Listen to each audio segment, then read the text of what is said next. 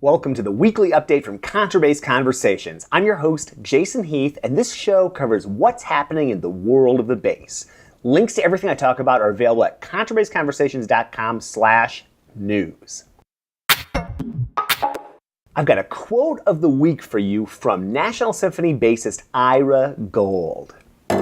We all get nervous. Just because I've had success in auditions doesn't mean that I haven't felt, my heart pounding or sweat or feel my mouth drying up. I mean, I've experienced all that, but I definitely have always felt that, it doesn't matter what I'm experiencing at that moment. I'm still Ira. I'm still playing. I'm still who I am, and I can still go out there and really try to have the best experience I can. Thanks for the inspiring words, Ira, as always. And you can check out everything that Ira's done on the podcast at contrabassconversations.com/Ira Gold. My link of the week for you is the Per Service podcast, and I've been really digging this show. It's a conversation between four freelancers about what they're doing and what they're working on in their own playing, and it's the sort of conversation that I wish so often I'd have on a gig instead of the usual grousing about pay, bad weather, commuting, mediocre conductors, and that kind of thing. Some recent episodes include growing the musician, technician, and person. Ask us how we really feel about Jingle Bells. That was a fun holiday episode. 4 auditions that you can win that have nothing to do with talent. We took beta blockers. Here's what happened. So much more. Great show. Check it out, and there's a link in the show notes. There are so many events going on in the bass world, it's hard to even keep track of them. So I started an event calendar. You can find it at contrabassconversations.com/calendar. You can subscribe to it. You can also send me any info about bass news or events coming up, feedback at contrabassconversations.com, and I will add them to that calendar. The San Francisco Winter Bass Bash will be happening February 26th, and I'll be the featured guest and recitalist for this event. Super excited about that. I'll be playing Ilmarinen, which means Maker of Heaven. And this was written by David Hayes and dedicated to me. Such an honor. Thank you, David, for doing that. I'll also be performing Siete de Julio by Andres Martin, which he rearranged for bass and harp. And I'll be playing this and some other fun selections with my wife and harpist turned radiologist, Courtney. So if you're in the San Francisco Bay Area, I'd love to see you there, and you can be sure that you'll be seeing and hearing coverage of this event on the podcast very soon. The Las Vegas Bass Workshop will take place on January 28th. Join Catalin Rotaru, Robert Matheson, Jeff Newman, Ed Richards, Ryan Dutter, Tim Thomas, and others for this event.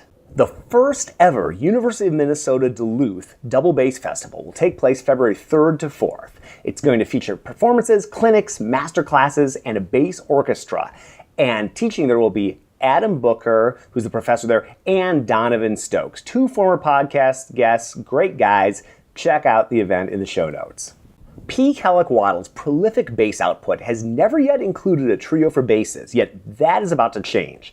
David Hayes plus colleagues Alexander Howell and Jan Cowell will premiere PKW's opus Vampire Dust. Diptych for bass trio, opus 547. Wow, that's a lot of pieces, P. Kellick. That's premiering January 22nd in Templecombe, England. Check out a link in the show notes for more info. The next week, on January 27th and 29th, Waddle trades his bassist hat for a baton and will conduct his At the Snowy Bourbon Winter's Twilight, Impression-Satz für Kammersymphonie, written in 2013, opus 438, with the chamber orchestra, Orchestra Enigmatic of Louisville, Kentucky. This concert marks the beginning of PKW's 2-year stint as resident composer of the ensemble, and he will be conducting the premieres of 5 more new works for chamber orchestra throughout the next 2 seasons. The South Texas Bass Club just hosted Klaus Freudenstein. UT Rio Grande Valley bass professor George Amorim brought in Klaus for a series of master classes, a recital, and a teacher workshop. And the teacher workshop focused on techniques and strategies for working with young bass players. And Klaus is known for his work with the Bass Monsters and developing the Freudenstein mini basses, as well as being a member of the ISB Board of Directors. And you can check out my interviews with both Klaus and George in the show notes. I had the chance to hop on the line with Jeff Braditich last week to talk about the second international double bass competition. And here's a bit of my conversation with Jeff. And you can check out the archives of the podcast for the complete conversation. The design is a little bit different than the standard competitions. The standard competitions, there's usually required repertoire and it fits a little more in a box. And our concern is totally different. What we're looking for actually is the very best player in the world. We don't care if they play Hindemith or they play Bottesini or if they play, if it's the next Edgar Meyer. We have a couple little requirements, one movement of Bach and one post-1979 work originally for bass. But the rest of the program and the second round recital is totally tell us who you are. That's the requirement. The prizes, in order to attract the top, you have to have obviously as much as you can. And the idea is cash. It's a $10,000 first prize from Romano Solano basses. And then they also get a New York debut in Carnegie Recital Hall, which is called Weil Hall now. And then they also get a CD recording, and it'll be up on YouTube and all that type of stuff.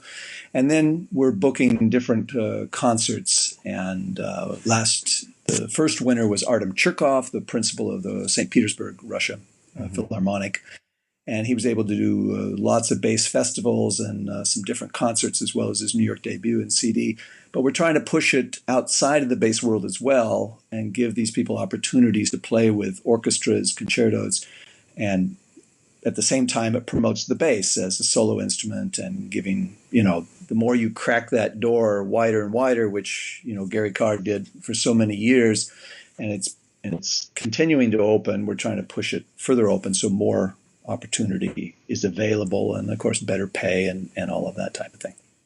Well, I'm looking forward to the event. Can't wait to be there covering that in person. And remember that the deadline for entry is February 1st.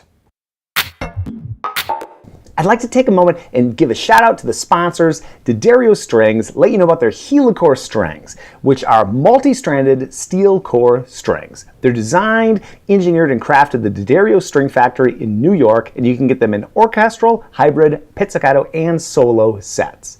I'd also like to thank Rob Anzalotti of Bass Capos for providing hosting for Contrabass Conversations. And Bass Capos are an excellent choice for any bass player looking to implement a double bass extension. They're easy to install, easy to adjust, they're cheaper and more reliable than hand-built latches, and they're lighter and quicker to operate. Learn more at basscapos.com.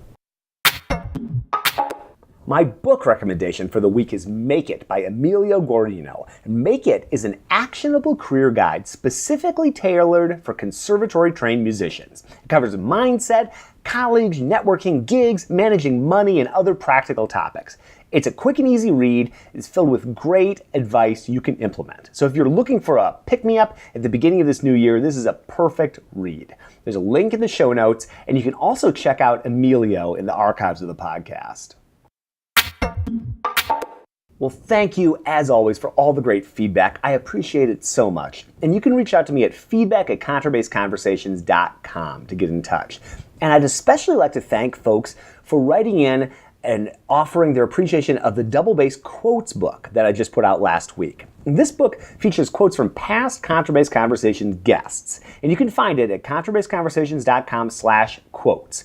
I got so many great messages about this. Thank you so much, and even my wife sent a message.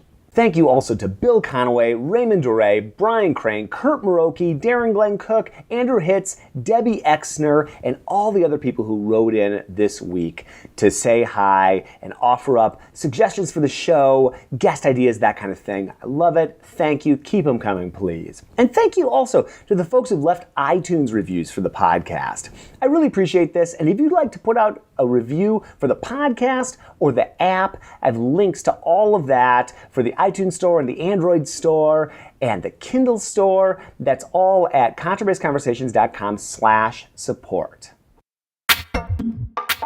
It was a great week of guests last week on Contrabass Conversations. In addition to chatting with Jeff Braditich, I put out episodes featuring Kevin Brandino Brandon, who's a 7-time Grammy Awarded producer, composer, arranger, and bassist. And I also put out an episode with the marvelous soloist and Oslo Philharmonic principal bassist Dan Stiefel.